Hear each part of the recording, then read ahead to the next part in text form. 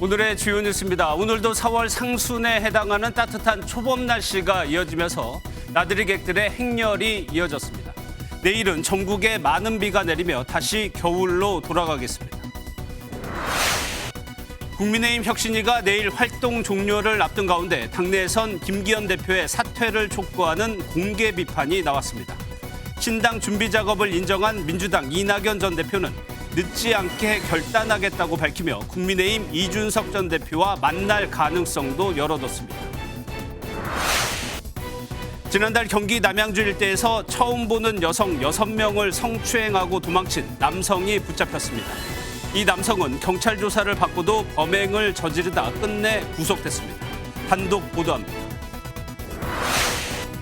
야구 천재 오타니 쇼헤이가 미국 메이저리그 LA 다저스와 10년간 7억 달러, 우리 돈 9,200억 원에 이르는 계약을 체결했습니다. 스포츠 전체 역사를 통틀어 최고의 계약으로 내년 3월 서울에서 데뷔전에 나설 전망입니다. 이스라엘이 가자지구 남부 칸 유니스에 추가 대피령을 내리고 강도 높은 지상전을 이어가고 있습니다. 미 바이든 행정부는 의회 승인을 건너뛰고 이스라엘에 탱크와 탄약 등 무기를 수출하기로 했습니다. 여러분 안녕하십니까. 어제에 이어 오늘도 12월인데 4월 초 봄 날씨를 보였습니다. 남부지방에서는 20도 가까이 오르면서 조금만 걸어도 땀이 났고 가벼운 옷차림을 한 나들이객도 많았습니다. 내일은 전국에 비나 눈이 오면서 다시 12월 겨울 날씨로 돌아갑니다.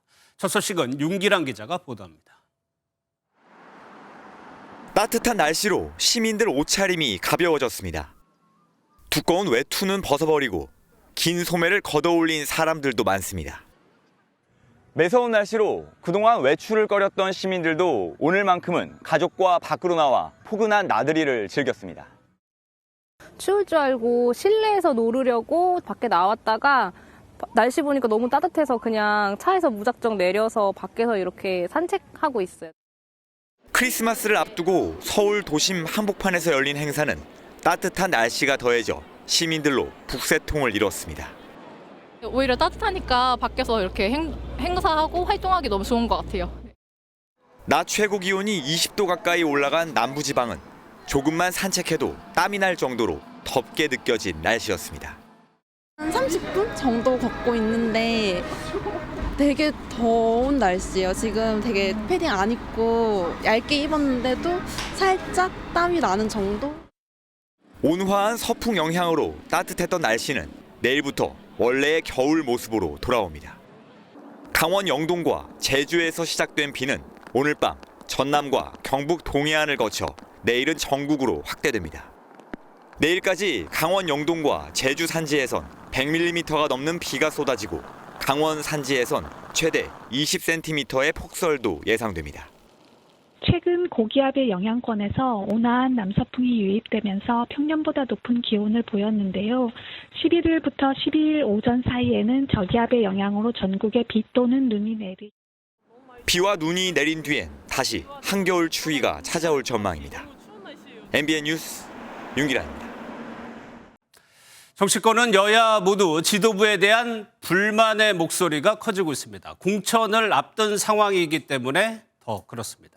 국민의힘은 제자리 걸음을 하고 있는 당 지지율에 대한 위기감, 또 외면당한 주류 희생론에 대한 불만이 나오고 있습니다. 민주당은 당원 개정을 두고 터져나온 비명계의 불만이 선거제 개편이라는 또 다른 뇌관으로 옮겨붙을 태세입니다. 먼저 여당 상황부터 보겠습니다. 국민의힘 혁신위는 내일 주류 희생안을 포함한 보고를 끝으로 활동을 마무리합니다. 김기현 대표의 사퇴가 답이라는 공개 비판까지 나온 상황에서 김 대표가 혁신위 조기 해체 등에 대해 어떤 답을 할지 관심입니다. 유호정 기자가 보도합니다. 국민의힘 하태경 의원은 조기 공관위는 혁신위 시즌2 꼼수라며 김기현 대표의 사퇴만이 답이라고 목소리를 높였습니다.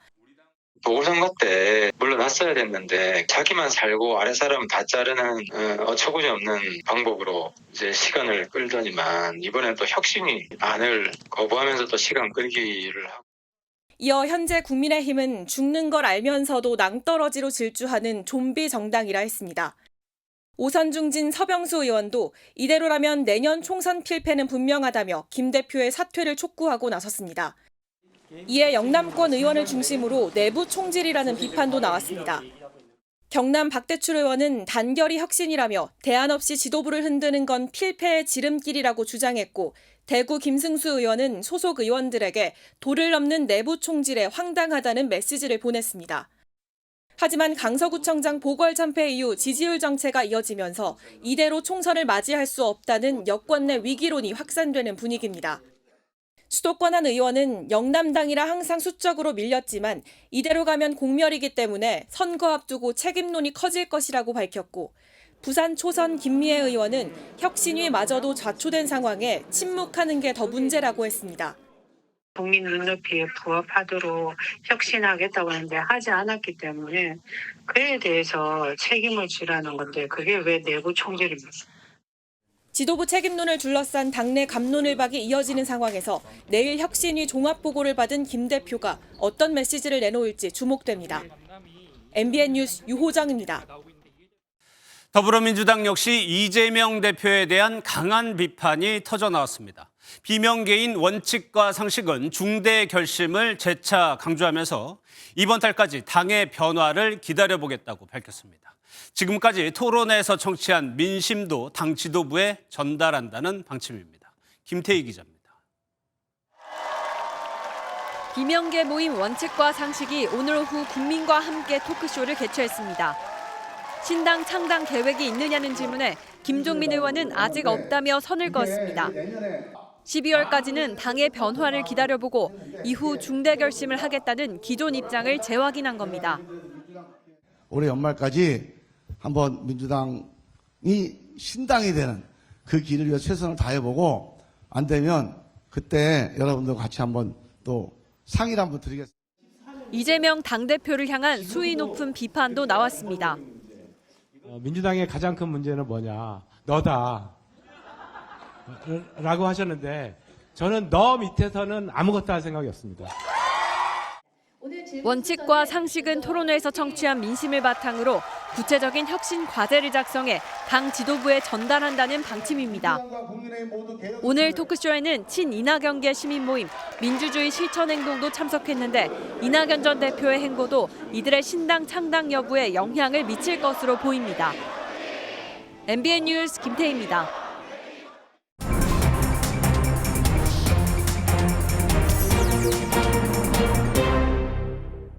각 당 내부 상황 정치톡톡에서 좀 더 살펴보도록 하겠습니다. 이기종 기자 나와 있습니다. 어서 오세요. 예. 오늘은 야권 얘기부터 좀 해보겠습니다. 어제 이낙연 전 총리가 발언 수위를 높이고 있다 이렇게 전해드렸는데 오늘은 이준석 전 대표와 연대 가능성을 얘기했어요. 네, 이준석 전 대표가 지난 6일 이낙연 전 총리의 생각을 들어보고 싶다고 했죠. 이 전 총리가 화답했습니다. 오늘 국회에서 열린 결혼식에 하객으로 참석했는데 기자들 질문에 이렇게 답했습니다. 대한민국을 위기에서 구할 문제의식과 충정을 가진 사람이라면 어떤 방식으로든 뜻을 모을 필요가 있지요. 신당 창당 혹은 제3지대 연대를 두고 이 전 대표와 힘을 모을 수 있다는 겁니다. 언론 인터뷰에서는 이준석 전 대표가 우리 정치에 매우 드문 인재라고 높이 평가했습니다. 그러면 이 발언을 이 전 총리가 신당 창당에 조금 더 다가섰다 이렇게 봐도 되는 겁니까? 네, 이 전 총리는 무능과 부패로 대한민국을 망가뜨리는 양당 정치 구조를 끝내야 한다고 강조했습니다.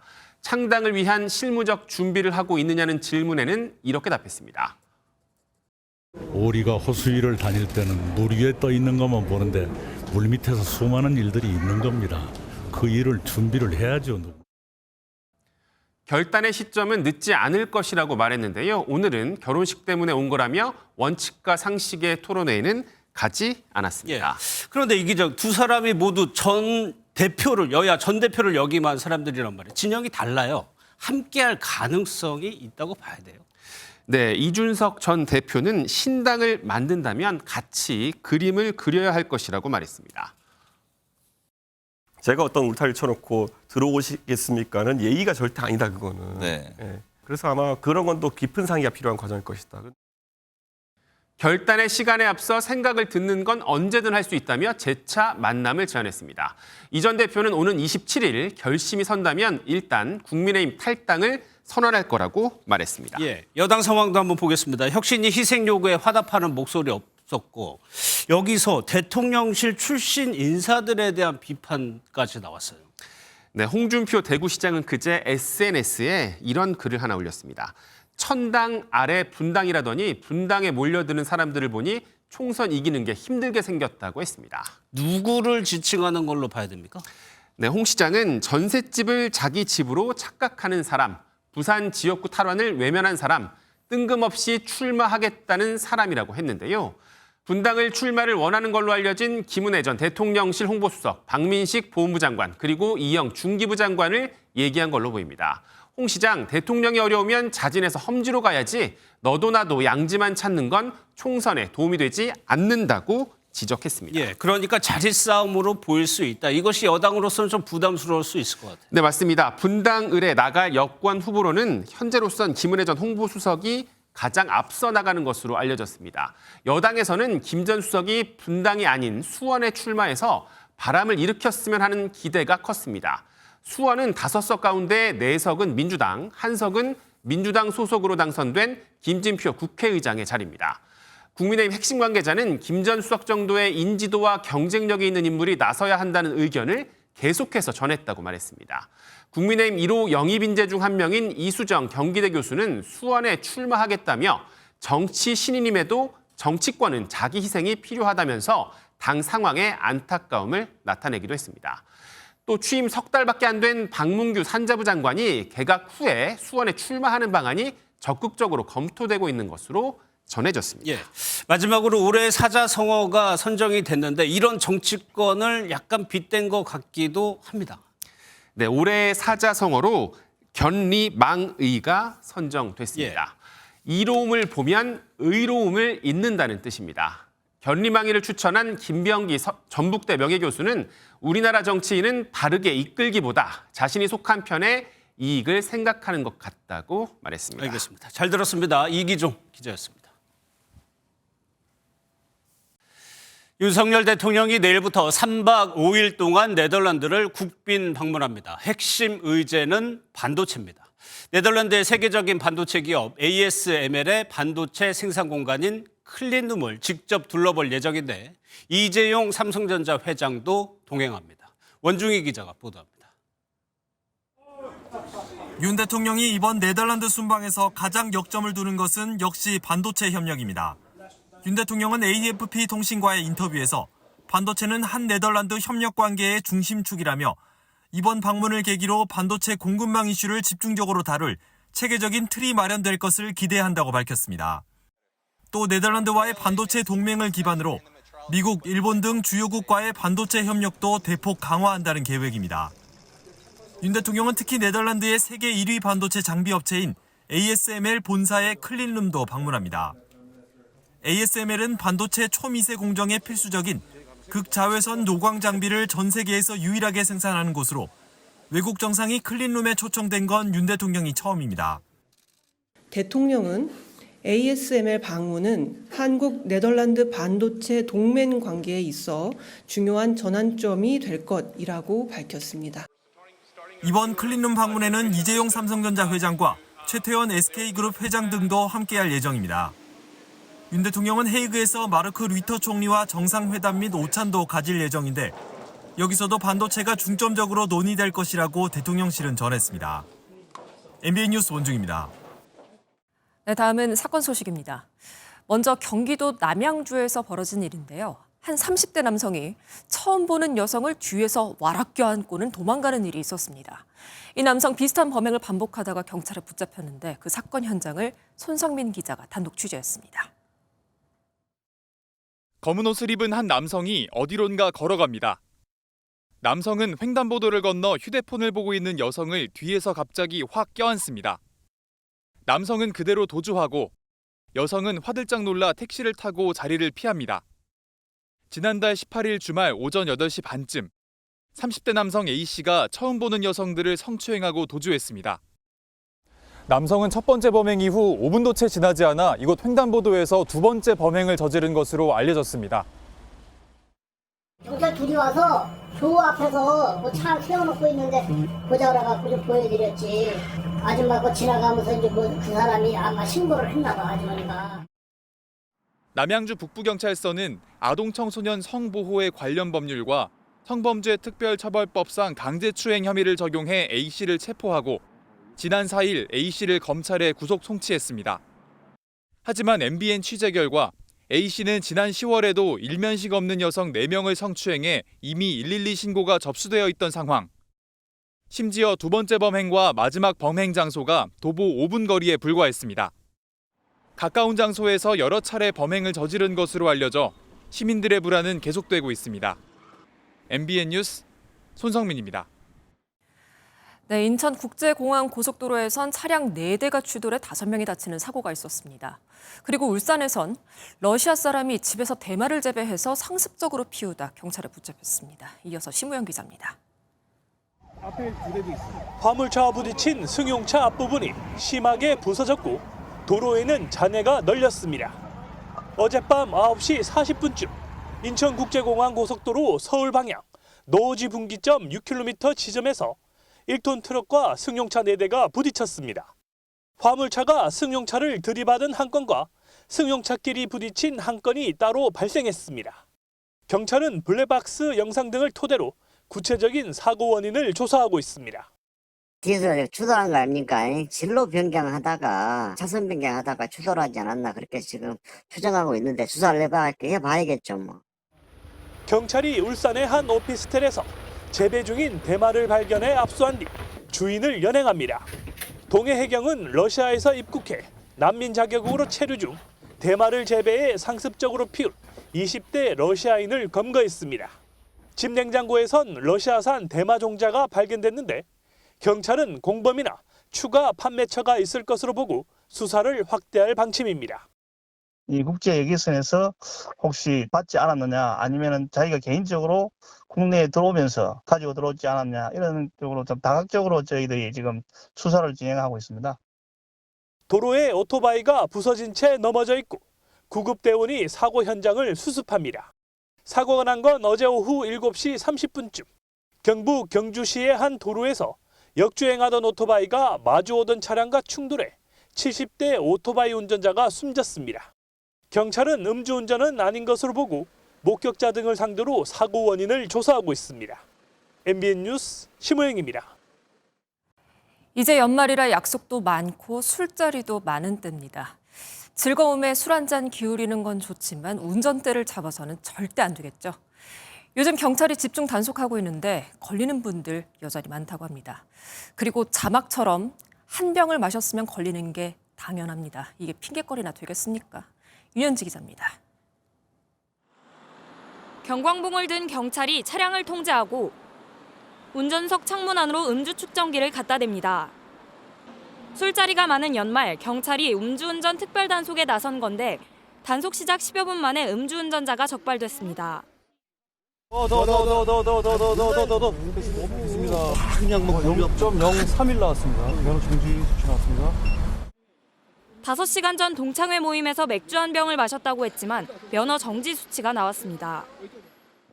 오늘 동창회 모임이어가지고요. 맥주 한 병 딱 마셨어요. 그리고 6시에 저녁 먹었는데 그렇게 나오나요? 네. 잠시 뒤 이번에는 만취 운전자가 단속에 걸렸습니다. 쭉 주세요. 더. 네, 수치는 0.170 면허 취소 수치입니다. 모임에서 소주 한 병을 마셨다는 남성은 더는 할 말이 없다며 대리기사를 불러 귀가했습니다. 서울 시내 곳곳에서 진행된 음주운전 단속에선 11명이 적발됐습니다. 연말 연시 음주운전 교통사고 사망자 수는 평소에 비해 70% 가까이 높은 만큼 경찰은 음주 후 운전대를 잡지 말아달라고 당부했습니다. 연말 연시에 음주 회식 자리가 많은데 차를 가져가지 않는 게 음주운전을 예방하는 최선의 길인 거라 생각합니다. 서울경찰청은 지난달 27일부터 내년 2월 4일까지를 음주운전 사고 예방 집중기간으로 정하고 단속을 강화할 방침입니다. MBN 뉴스 윤현지입니다. 네, 다음 소식입니다. 연말에 외식을 하러 갈까, 케이크 하나 먹어볼까 이렇게 살펴보면 고물가 제대로 체감하게 됩니다. 올해 호텔에선 30만 원짜리 케이크가 등장했는데 반대로 마트에는 10,000원짜리가 있고요. 이렇게 고물가 속에 소비도 양극단으로 뚜렷하게 나뉘고 있습니다. 정혜린 기자입니다. 서울의 한 특급 호텔. 12월 성수기가 되자 뷔페 가격이 10,000원 더 올랐습니다. 극성수기인 연말에는 2만 원 더 오릅니다. 4인 가족이면 90만 원에 육박하는 금액입니다. 다른 호텔도 12월 들어 일제히 가격을 올렸는데 이마저도 남는 자리가 거의 없습니다. 24일, 25일 예약이 좀 남아있나요? 39만. 연말 전체가 거의 95% 이상 다 예약이 차 있습니다. 호텔에서 파는 크리스마스 케이크도 30만 원이 넘습니다. 특별한 기간이니까 충분히 즐길 수 있다고 생각을 해요. 한쪽에서는 빠듯해진 주머니 사정을 고려해 보다 저렴하게 연말에 즐길 수 있는 기획전이 열렸습니다. 온라인 쇼핑몰에서는 크리스마스용 냉동식품을 선보이고 마트에서 내놓은 10,000원 안팎의 크리스마스 케이크도 인기입니다. 직접 연말을 기념할 수 있는 가성비 제품들을 구매해봤는데요. 5만 원 내외로 2명이서 충분히 즐길 수 있는 양입니다. 가성비 있게 마트에서 다양한 음식들, 파티 음식들 구입해가지고 같이 연말 파티를 즐기는 것 같아요. 경기 불황이 심해질수록 소비 양극화 현상이 두드러지고 있습니다. MBN 뉴스 정혜린입니다. 서울 아파트 전셋값이 오르고 있습니다.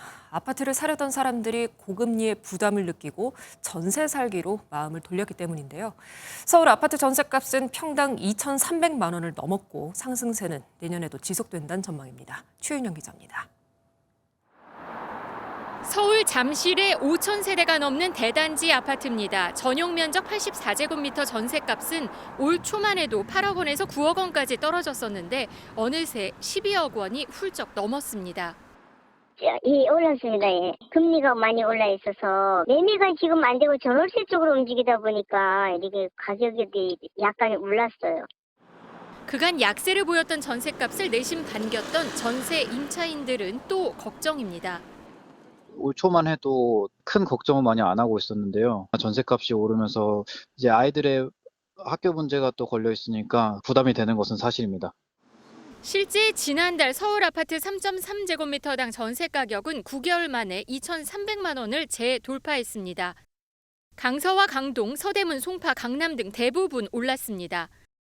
월세 가격 상승으로 인한 기존 월세 수요와 고금리로 대출 문턱이 높아진 데 따른 매매 수요가 함께 전세로 넘어오다 보니 가격 상승을 이끈 것으로 분석됩니다.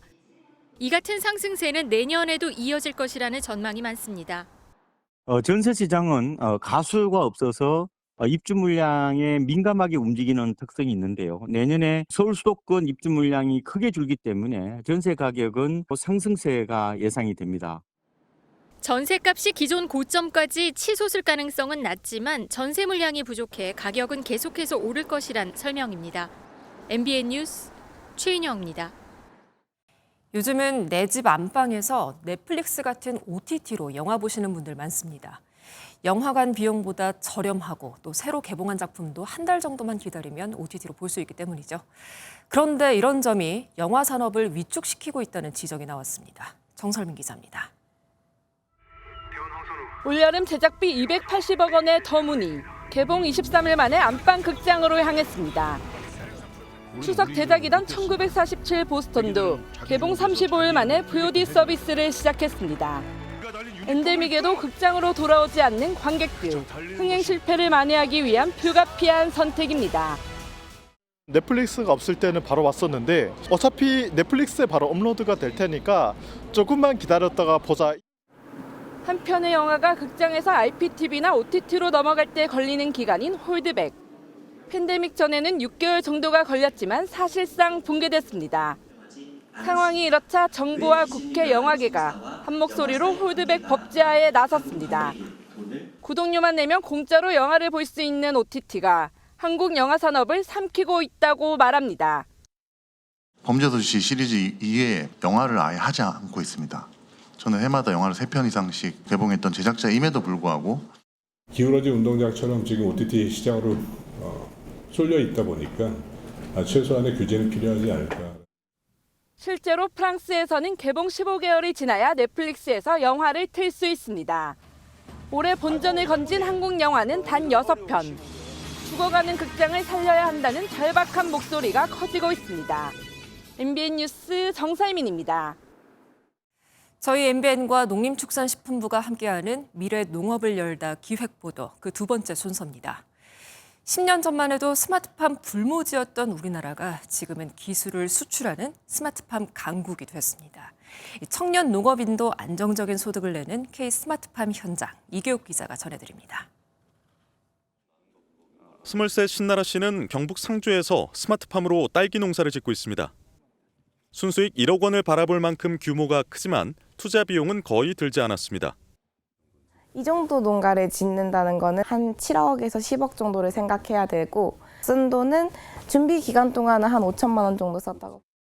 정부가 전국 4곳에 조성한 스마트팜 혁신밸리 내 임대온실 덕인데 각종 설비가 이미 갖춰져 있어 들어와 농사만 지으면 됩니다.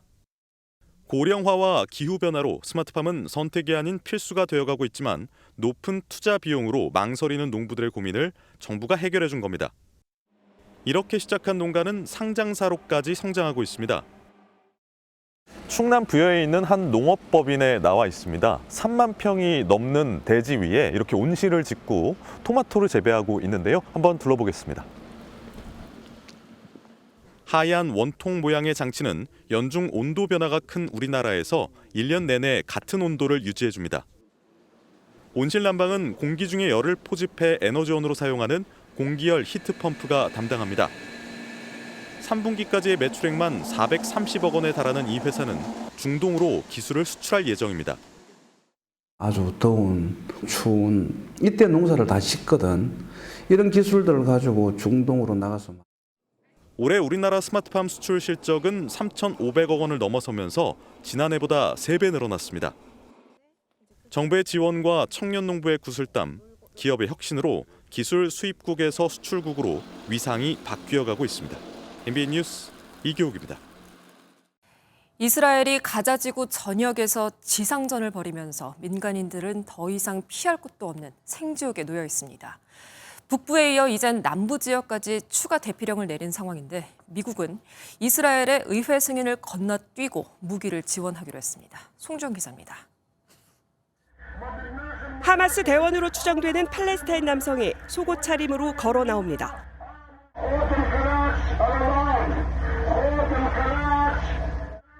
확성기를 통해 이스라엘군이 명령한 대로 천천히 나와 바닥에 소총을 내려놓습니다. 항복하는 상황으로 추정되는 이 모습은 최근 소셜미디어를 통해 유포됐습니다. תת-קרקעיים, נשקים וחוסלו מחבלים רבים בקרבות. בסג'איה ובג'באליה מחבלים שנכנעו הסגירו נשקים וציוד. 이스라엘은 가자지구 북부 대부분을 점령한 기세를 몰아 남부 칸유니스 도심의 6개 구역에 추가 대피령까지 내렸습니다. 동시에 하마스 섬멸을 목표로 북부에 대한 공세도 더 강화하고 있습니다.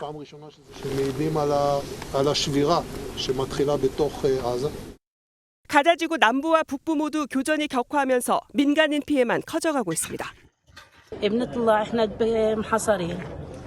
لا بنفروا على الجنوب ولا بروح الا هين محصرين هين لا في معلبات لا في رز ما فيش يعني حالتنا جحيم يعني حياتنا.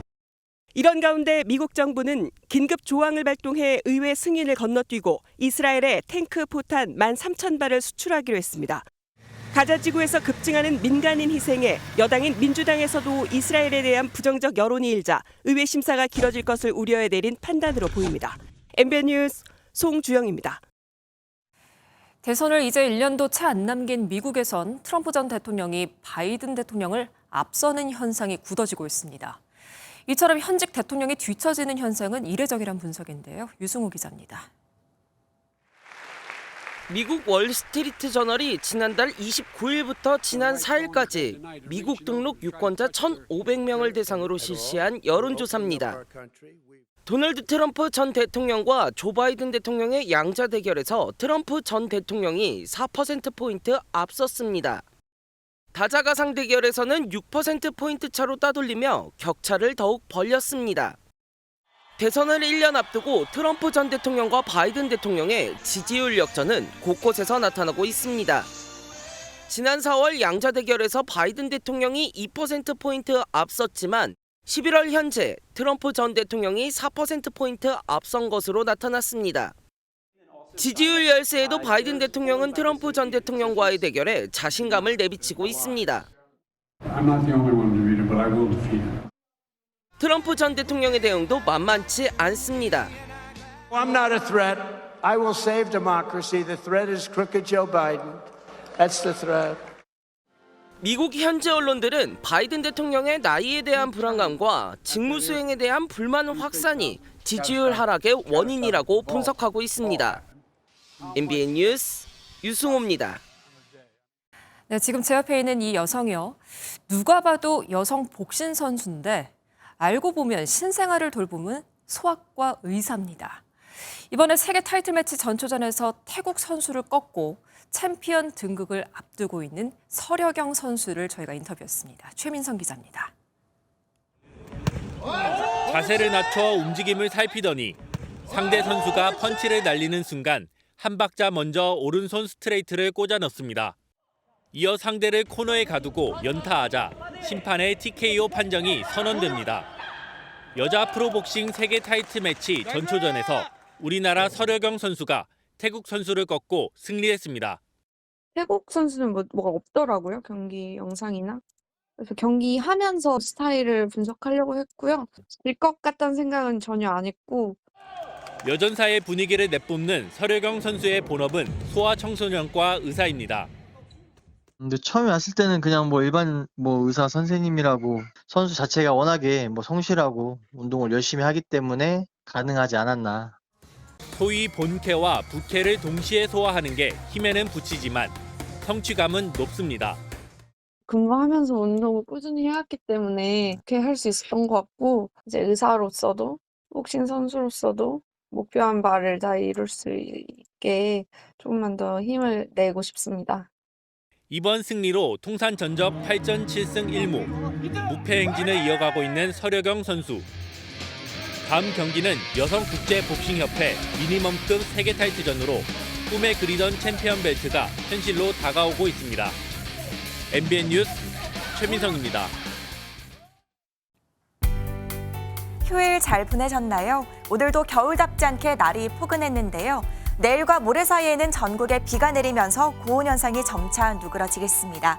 내일 서울의 낮 기온 10도, 수요일 아침 기온은 1도까지 내려가겠습니다. 현재 강원 동해안과 제주를 중심으로 비가 내리고 있는데요. 차츰 호남 지역에도 비가 시작되겠고 밤 사이에는 전국으로 확대되겠습니다. 이틀간 예상되는 비의 양은 제주 산지에 최고 150mm 이상, 동해안에도 100mm가 넘는 많은 비가 내리겠고요. 그 밖에 전국에서도 10에서 많게는 80mm의 비가 예상됩니다. 또 강원 산지에는 최고 30cm 이상의 폭설이 쏟아지겠습니다.